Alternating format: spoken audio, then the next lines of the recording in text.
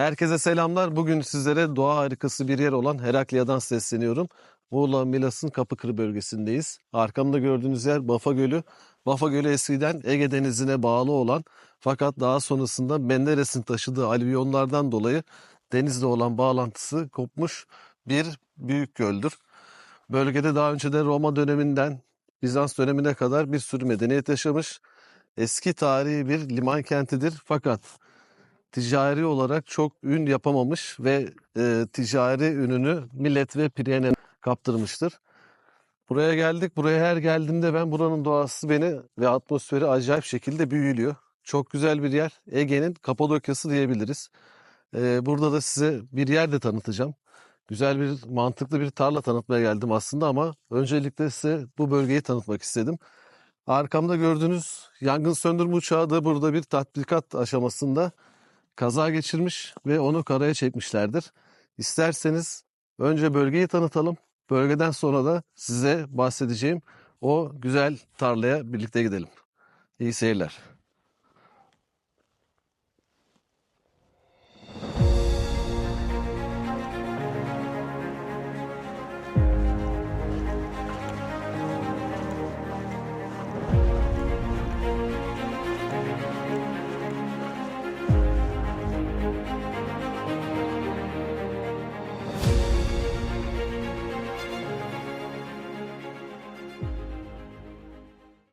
Şu an Kapıkırı'nın benim en çok hoşuma giden manzarasına sahip yerine geldik.